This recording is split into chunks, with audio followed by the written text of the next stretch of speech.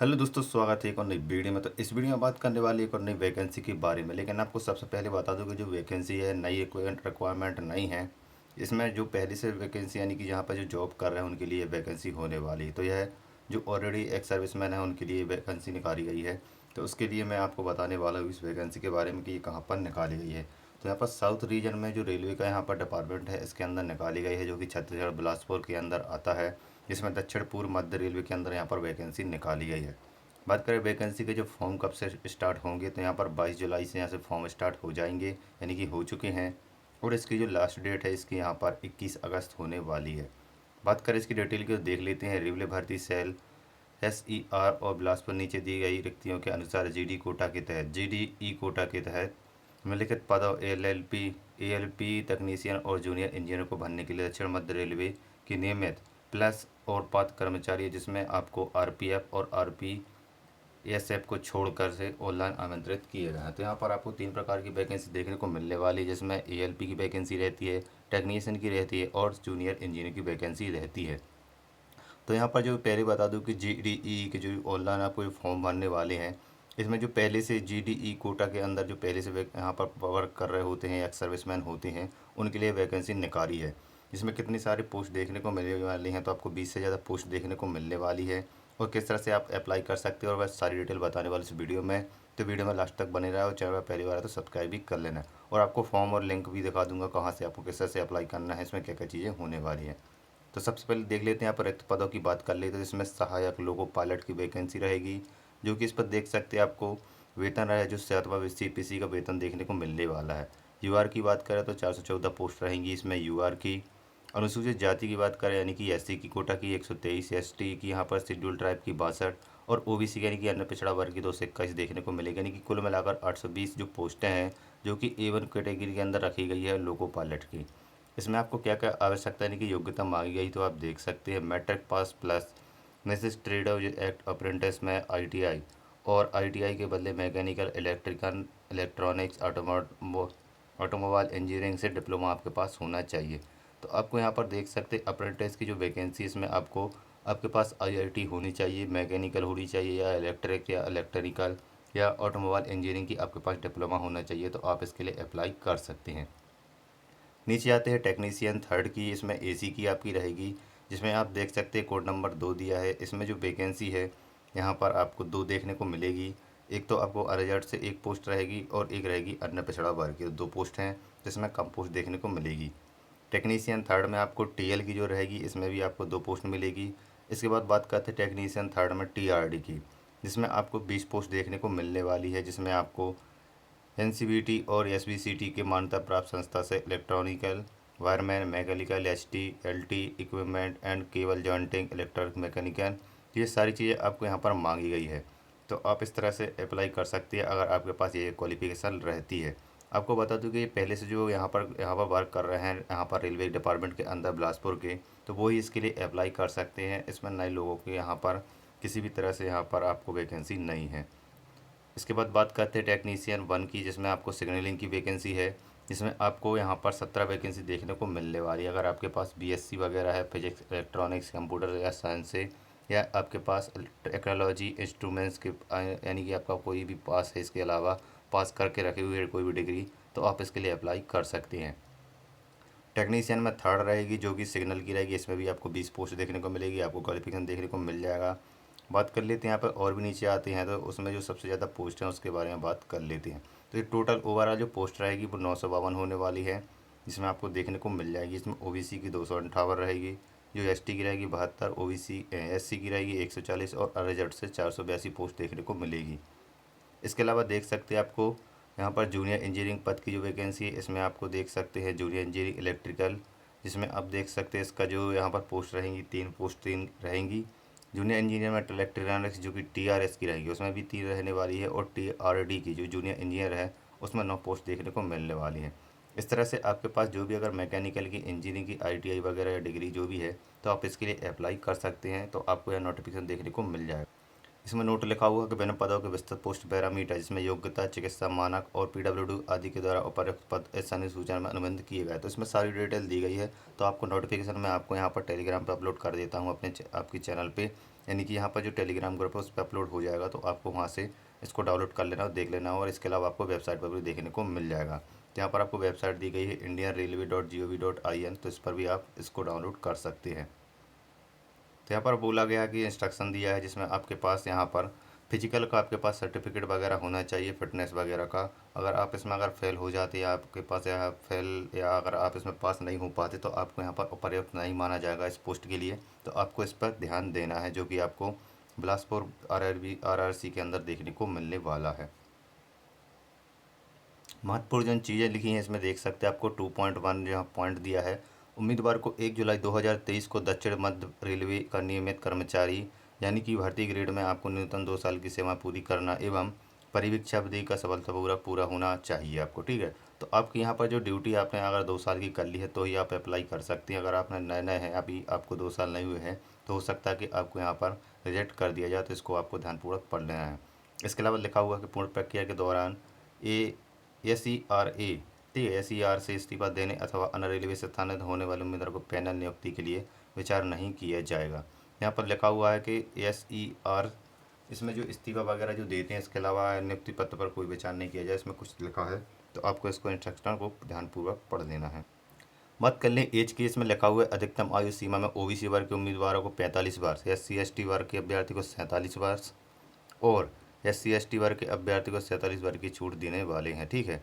तो यहाँ पर आपको जो एज के लिए यहाँ पर कोटा दिया गया आपको इसमें पढ़ लेना है। जैसे रिजल्ट में लिखा हुआ है 18 से 42 के बीच में आपकी यहाँ पर एज गिनी जाएगी जो 82 से पहले के जन्म ना हुआ हो, ठीक है।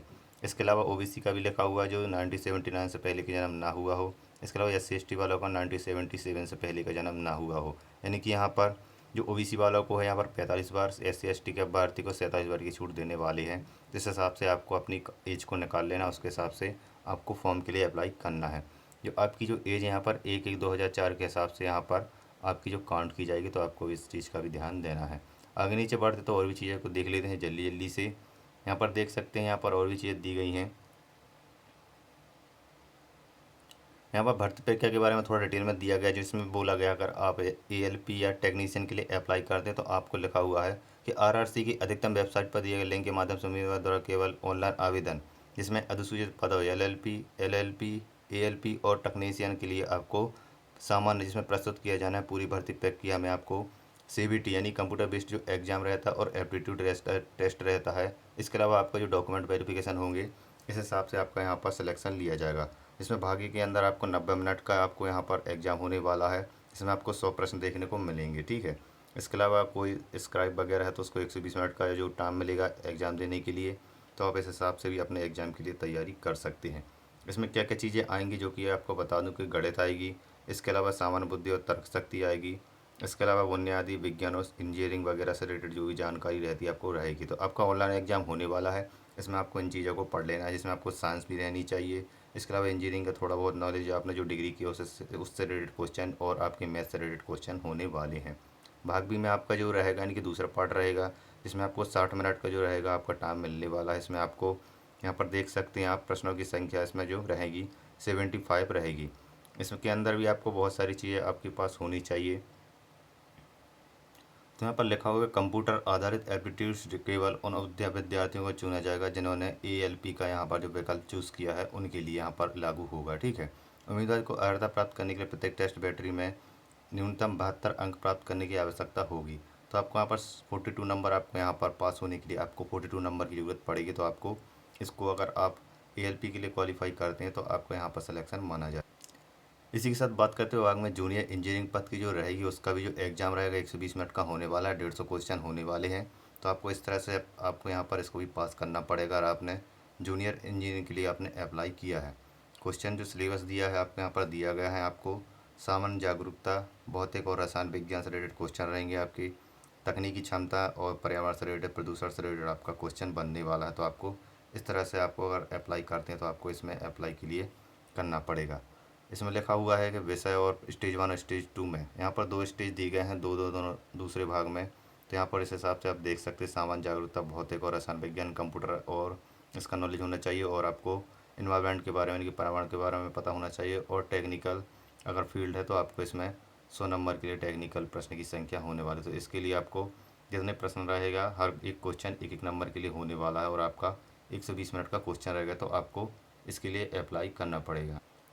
आगे बढ़ते तो आपको थोड़ी सी डिटेल बता देते हैं, जो कि आप वेबसाइट पर जाएंगे तो आपको कुछ इस तरह से इंटरफेस देखने को मिलेगा, जिसमें अगर आप पहली बार रजिस्ट्रेशन कर रहे हैं, अगर आपने नई नई वैकेंसी यहाँ पर आप यहाँ पर जॉब कर रहे हैं और आपको कैसे अप्लाई करना अगर नहीं पता है, तो आप देख सकते हैं। आप जैसे ही वहाँ पर लिखा हुआ रहेगा कि वहाँ पर न्यू रजिस्ट्रेशन का ऑप्शन रहेगा, ठीक है, अप्लाई हर के लिए, तो आपको स्टेप 1 में देख सकते हैं न्यू रजिस्टर पर जैसे ही क्लिक करेंगे, इसके नीचे जो आएगा एक एम्प्लॉय कोड वगैरह आपको भरना पड़ेगा। जो मतलब आप एम्प्लॉय अगर पहले से हैं तो आपके पास रहेगा जो पे स्केल रहती है या आपके पास पे स्लिप रहती है, उसके बारे में यहाँ पर आपको देखने को मिल जाएगा।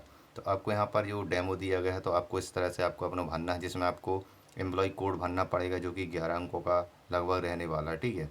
डेट ऑफ बर्थ भरनी पड़ेगी नीचे, उसके अलावा आपको किस चीज़ के लिए अप्लाई कर रहे हैं यानी कि क्वालिफिकेशन के बारे में आपको भरनी है। उसके अलावा आपको यहाँ पर पे मैट्रिक्स का लेवल भरना है और कंटिन्यू पर क्लिक करना है। नीचे आएंगे तो स्टेप 3 में आपको देखने को मिलेगा कि आप किस चीज़ के लिए अप्लाई कर रहे हैं, जूनियर इंजीनियरिंग या ALP या किसके लिए, उस हिसाब से आपको यहाँ पर भरना पड़ेगा। नीचे आएंगे तो आपको पर्सनल इन्फॉर्मेशन भरनी पड़ेगी। पर्सनल इन्फॉर्मेशन आपको क्या क्या भरना बता देता हूँ। आपको अपना नाम भरना पड़ेगा, आधार कार्ड का नाम भरना पड़ेगा। आप एम्प्लॉय है तो आपके पास यहाँ पर ID वगैरह होगी या नंबर होगा उसका। उसके अलावा आपके पिताजी का नाम, मदर नेम, आपका डेट ऑफ बर्थ, आपकी ईमेल ID, आपका रिलीजन क्या है, इसके अलावा mobile number, gender, community, working unit, ठीक है।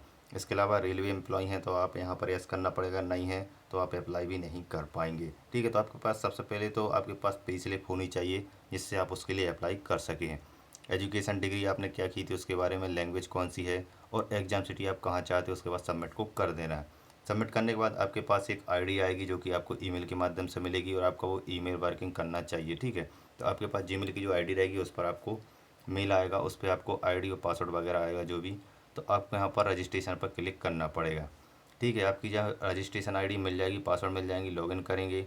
लॉगिन करने के बाद देख सकते हैं आपको यहाँ पर लिखा रहेगा एम्प्लॉय रिटर्न एंड एड्रेस। इसमें आपको क्या क्या भरना है बता दूँ। रेलवे स्टेशन का नाम भरना पड़ेगा जहाँ पर आप काम कर रहे हैं। इसके अलावा आपको रेलवे एम्प्लॉई है यस करना पड़ेगा। इसके अलावा आपको वर्किंग स्टेशन डिस्क्रिप्शन, ठीक है, तो जहाँ पर आप जिस भी स्टेशन में वर्क कर रहे हैं रेलवे के डिपार्टमेंट के अंदर तो आपको यहाँ पर भरना पड़ेगा।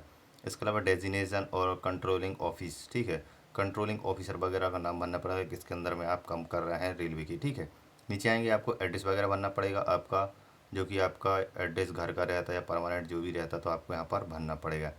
नीचे आएंगे pin code, state, landline number, country, district, और नीचे आएंगे तो यहाँ पर आपको और भी चीज़ें भरनी पड़ेंगी जिसमें आपको एजुकेशन से रिलेटेड जानकारी आपको फिल करनी है, जिसमें आपने 10th पास कब की थी यानी कि कहाँ से की थी, सब चीज़ें आपको भरनी है। और आपके पास मैकेनिकल का डिप्लोमा वगैरह है तो उसकी भी जानकारी भर देना। नीचे आएंगे अदर डिटेल में देख लेते हैं। तो आपको यहाँ पर जो फिल करना है आपका कास्ट सर्टिफिकेट नंबर जो आपके पास रहेगा, तो आपको अगर SC ST से आते हैं या OBC से आते हैं तो आपके पास जो सर्टिफिकेट होगा वो आपको फिल करना पड़ेगा, ठीक है। कब इशू किया गया था, उसकी डेट कब है। इसके अलावा आपको यहाँ पर आपको आपका आइडेंटिफिकेशन जो नाम रहे, मतलब आपकी जो आइडेंटिटी के लिए आपका जो पहचान रहती है, आपके जो भी मार्क वगैरह रहता है जो फॉर्म फिल करते समय भरते हैं वो आपको यहाँ पर फिल करनी पड़ेगी। इसके अलावा नीचे आएंगे तो update the following documents then submit, ठीक है। यहाँ पर फ़ोटो वगैरह साइन और आपको एज प्रूफ के लिए आपका जो मार्कशीट वगैरह जो भरनी पड़ती है वो भरना पड़ेगा। इसके अलावा PWBD आपके पास अगर विकलांग कोटा से हैं तो आपको यहाँ पर कुछ सर्टिफिकेट भरने पड़ेंगे विकलांग कोटे की। कास्ट सर्टिफिकेट भरना पड़ेगा। SC ST OBC किसका है, पे स्लिप की आपको यहाँ पर जो है आपको यहाँ पर फाइल लगानी पड़ेगी। इसके अलावा आपको डिप्लोमा इन मैकेनिकल, ठीक है, तो आपको डिप्लोमा की यहाँ पर JPEG फॉर्मेट में आपको यहाँ पर ये सभी चीज़ें भरनी पड़ेगी और जिसकी साइज़ है आपको 300 की भी भरनी पड़ेगी। और जो लास्ट यहाँ पर लिखा हुआ है कि जो भी चीज़ आप भरेंगे उसके लिए आपको सबमिट करने के पहले आपको नीचे सबसे टिक करना है। इसके अलावा आपको अगर कोई भी चीज़ मॉडिफाई करनी है तो मॉडिफाई करेंगे और नहीं करनी तो आपको सबमिट कर देना। इस तरह से आपका जो फॉर्म है पूरी डिटेल मैंने आपको बता दी पोस्ट के बारे में और कब से कब तक आपके जो फॉर्म भरे जाने हैं मैंने आपको बता दिए हैं। इस तरह से आप अपना फॉर्म फिल कर सकते हैं। तो इतनी सारी जानकारी जो कि साउथ इंडियन रेलवे के अंदर यहाँ पर निकाली गई है बिलासपुर के अंदर, तो आपको यहाँ पर अप्लाई कर सकते हैं। जिसकी मैंने डेट बता दी थी आपको, यहाँ पर 22 जुलाई से स्टार्ट हो चुके हैं और आपको 21 अगस्त तक फॉर्म भरे जाने, तो आपको टाइम से पहले से भर लेना। इनकी वेबसाइट है जो कि आपको यहाँ पर मैंने पहले ही बता दी है वीडियो में, तो आप इस तरह से जाकर अप्लाई कर सकते हैं। आई होप यार वीडियो पसंद हो लाइक करके चैनल को सब्सक्राइब करें ताकि आपको नोटिफिकेशन लेटेस्ट आपको मिलती रहे। मिलते हैं नेक्स्ट वीडियो में, तब तक के लिए टेक केयर।